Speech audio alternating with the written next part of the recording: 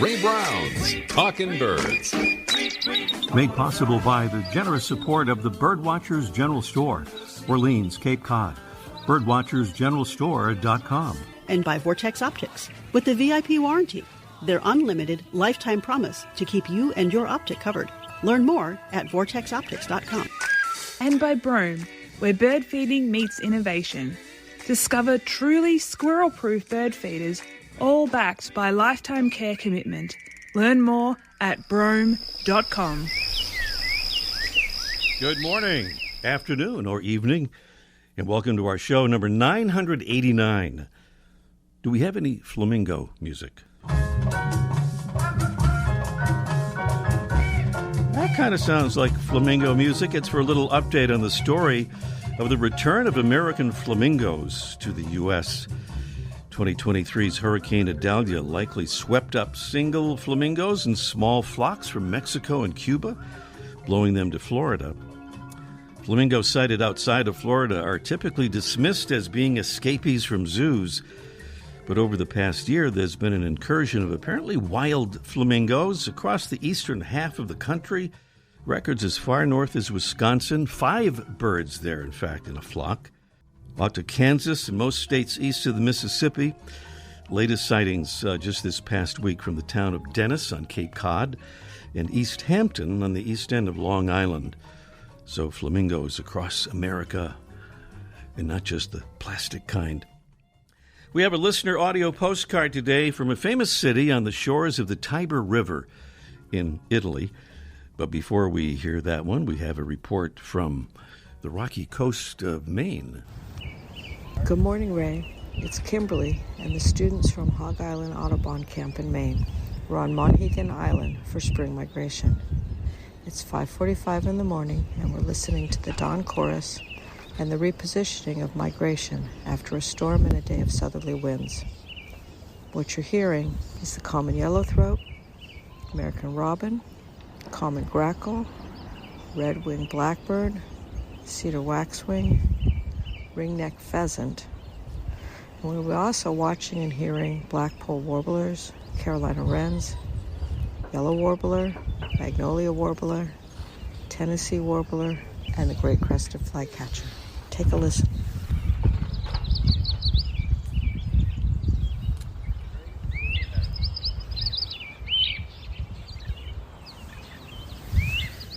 That's it from here. Bye.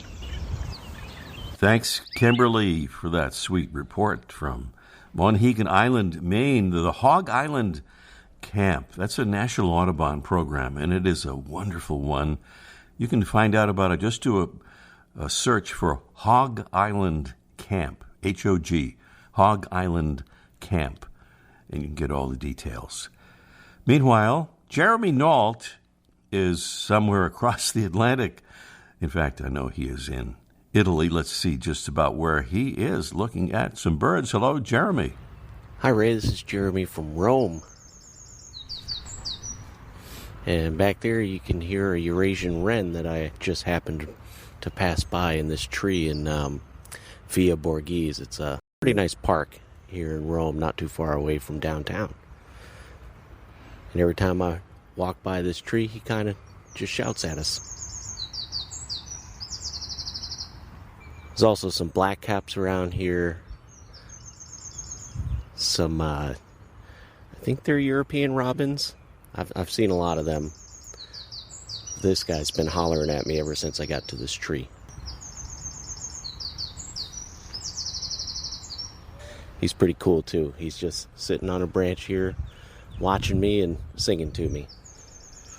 Well, happy birding, guys. Can't wait to get back into the States and back to Boston.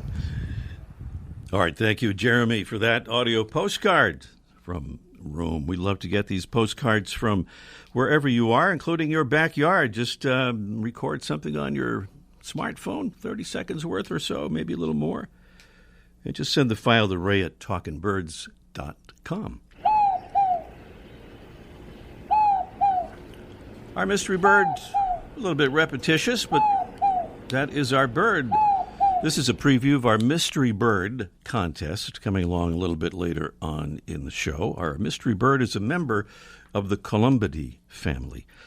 It has mostly light brown plumage with dark brown feather edging, giving it a scaly or scalloped appearance. It has a long, square-tipped tail and white outer tail feathers. Our bird was a migrant from the tropics, but has become a common resident in the U.S., especially in the southwest and eastward to Louisiana. Some clues for our mystery bird and our contest coming along a little later. We have some very special prizes in our mystery bird contest this morning.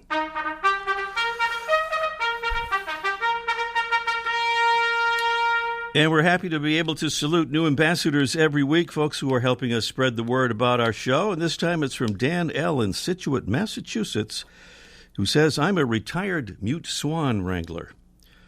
We're waiting to hear more from Dan on his mute swan wrangling efforts. Meantime, thank you, Dan, for becoming a Talkin' Birds ambassador.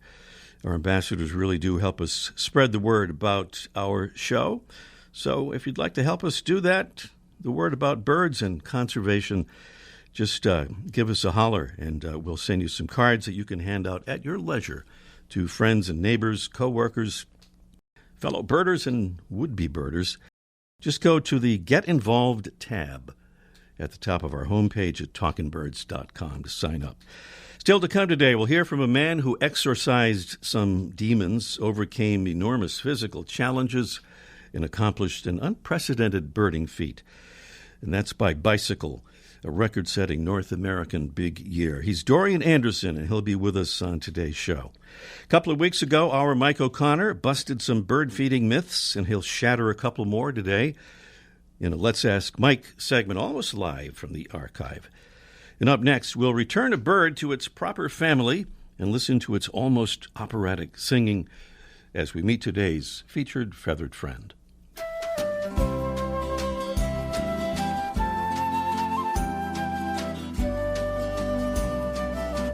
Today's featured feathered friend is a member of the cardinal family, although we described it as a finch when it was our mystery bird a few weeks ago. We were in good company in that incorrect categorizing. A famous and prestigious bird info site also had it listed as a finch until Talkin' Birds listener and ambassador Michael Levy from Long Island, New York, offered a correction that we passed along to them. That famous site says it will correct the mistake. Thanks again, Michael. This slightly smaller than a robin songbird is the strikingly beautiful rose-breasted grosbeak. The male is black on the head and back and white on the rump, sides, and belly. It has a large triangular bill, and on the breast, a big, bold patch of crimson.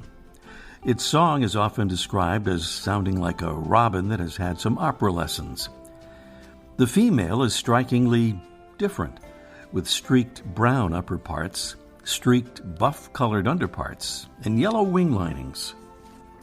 The bird's breeding range covers pretty much the entire northeast quadrant of the U.S., along with central and western Canada, and winters from southern Mexico to northern South America. It's also a regular visitor to parts of the U.S. West Coast. Rose-breasted grosbeaks feed mostly on insects, along with fruit and seeds in breeding season, on berries during fall migration, and on plant material and invertebrates on their wintering grounds. They typically forage by gleaning food from foliage and tree branches, and are also known to fly out to grab insects in midair. They'll visit bird feeders for sunflower and safflower seed and raw peanuts. According to the North American Breeding Bird Survey, rose-breasted grosbeak populations declined slowly from the 60s to 2019, while the population monitoring group Partners in Flight rates the bird as a species of relatively low conservation concern. And for those who may have wondered, a group of these birds is known as a gross of grosbeaks. Today's Talkin' Birds featured feathered friend, a finch-like bird that's part of the cardinal family. Fucticus ludovicianus the rose-breasted grosbeak. Welcome again to our show, number 989. Well, imagine climbing aboard a bike in the northeast U.S. in the middle of winter and embarking on a year-long journey across the U.S. through rain and snow and searing desert heat and up into the highest mountains to find as many bird species as possible without having any serious bike riding experience. Well, that's the challenge that Dorian Anderson accepted after battling other challenges involving his addiction to alcohol and accompanying drug use on a first-ever official North American bicycle big year, 618 species of birds in the process. Dorian is the author of a marvelous book about his twin challenges called Birding Under the Influence, Cycling Across America in Search of Birds and Recovery. And he joins us now to tell us a bit about it. Good morning, Dorian. Hello, Ray. Good to be here. Wonderful. Rousted a little early on the West Coast. That's right. It's early out there, but not really for you because I know you're an early riser. So we felt no, always up early. Well, Dorian, big year birders are sometimes criticized for their carbon footprints using cars and boats and planes in their big year efforts, but you did it powered only by your legs, walking and hiking, but mostly riding your bike, pedaling nearly 18,000 miles through every kind of terrain and weather. So, given your limited bicycling experience, what made you think you could do it? As you'll discover in the book, I have a very addictive personality, and everything that I do is kind of done at volume 11 and 100 miles an hour.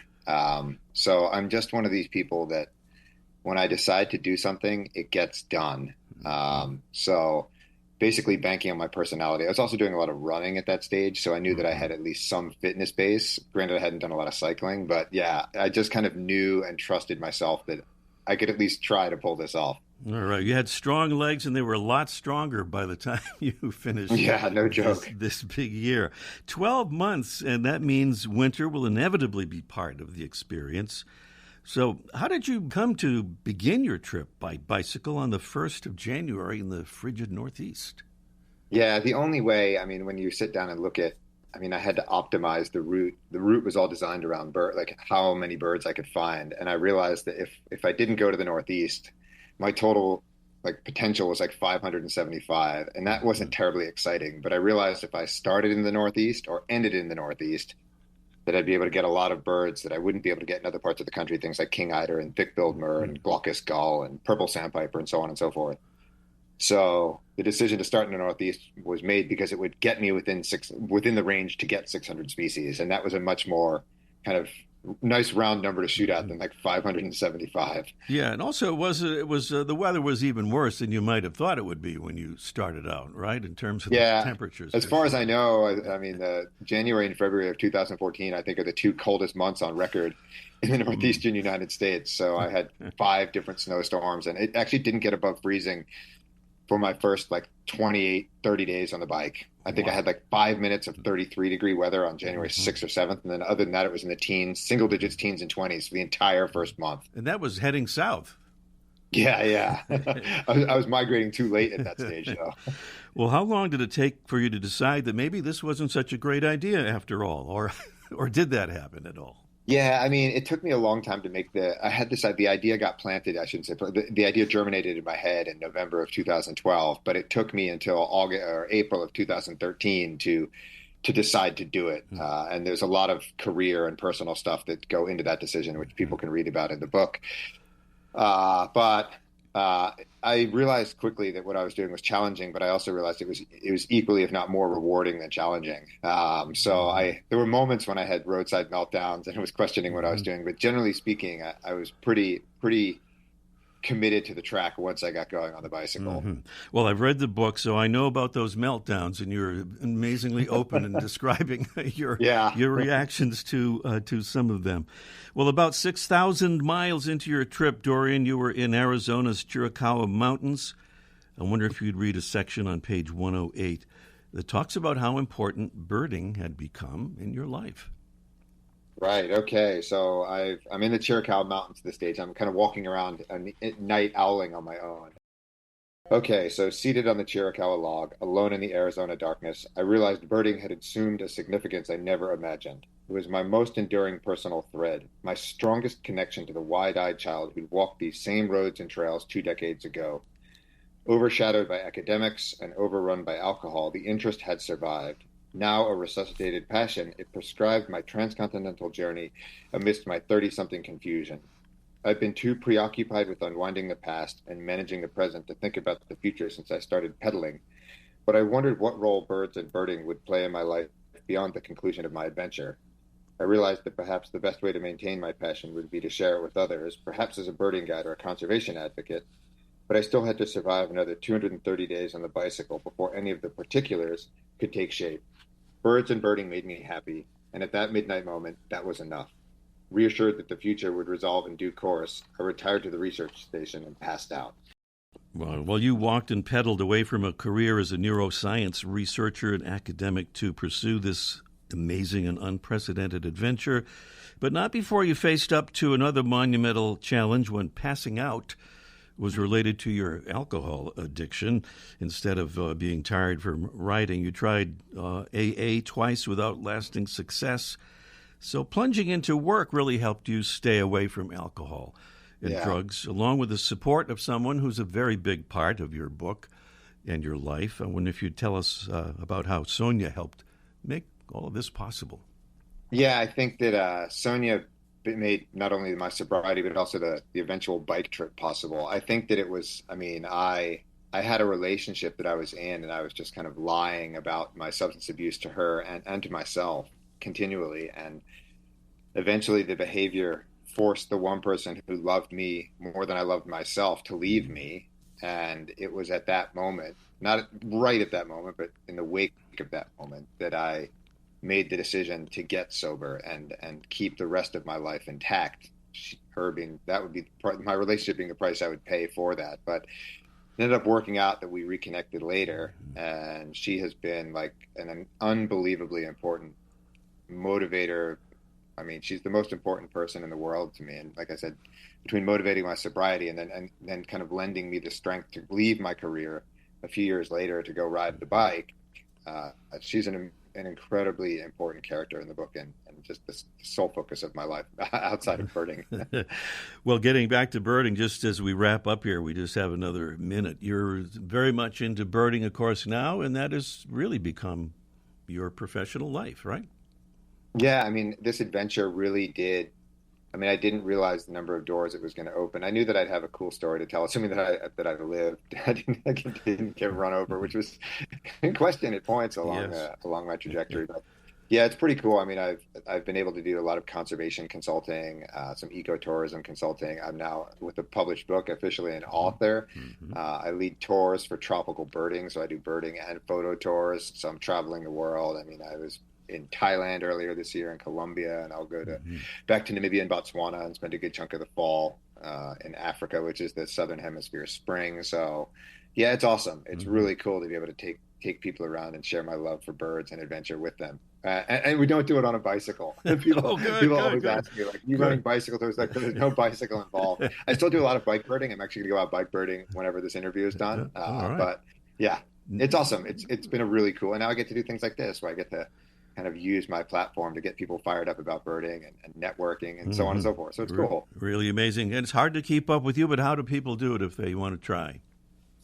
The easiest thing to do is my website is just doriananderson.com, and that will feed you to my Biking for Birds blog. That will feed you to my photo website. That will feed you to upcoming appearances at festivals and Audubon groups and upcoming tours that I'm leading and so on and so forth. So doriananderson.com. It's super easy. And all my contact information, everything is linked off of there. Dorian Anderson's book is Birding Under the Influence, Cycling Across America in Search of Birds and Recovery. It's a great one, and you can find it just about anywhere books are sold. And I understand that Amazon has a special discount on the book right now, so there's another option. Dorian, congratulations on your success, and good luck with your amazing book. Yes, thanks so much, Ray. I'll be watching your Celtics tonight. Cheers. Yes, we're wishing them good luck. Dorian Anderson here on Talking Birds, and our show continues with our Mystery Bird Contest in just 1 minute. The flutter of a tail feather, the flash of a wing bar in mid-flight. You don't always have a lot of time to identify a bird in nature, let alone to appreciate its beauty. But with Vortex Optics, you'll have the power to bring every wild moment closer.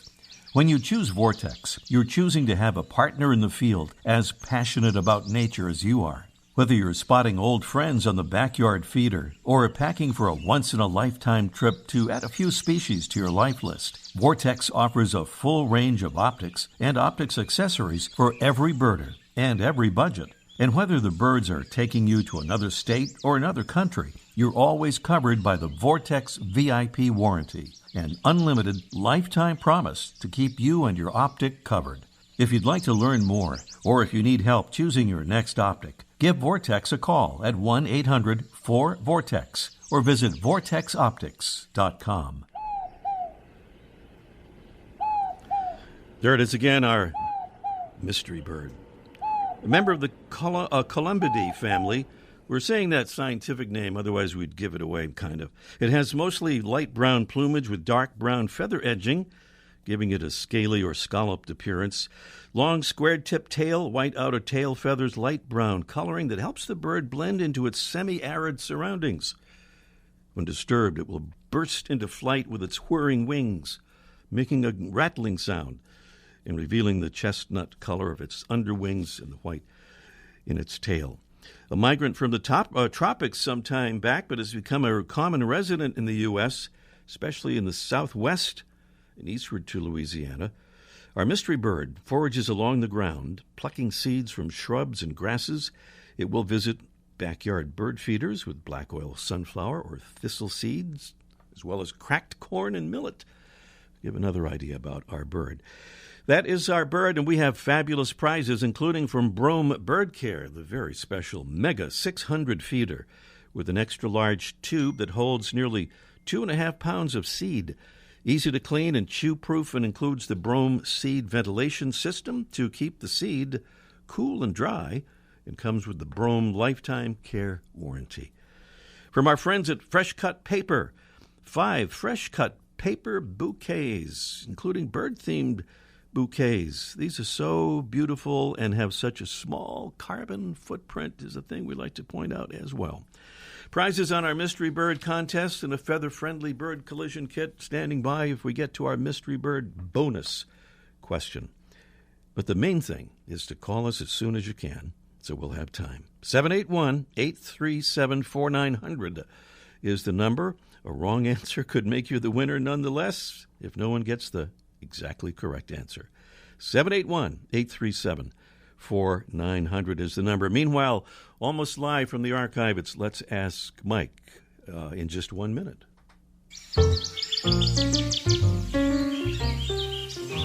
Welcome to a world where bird feeding is enjoyable for both you and your feathered friends.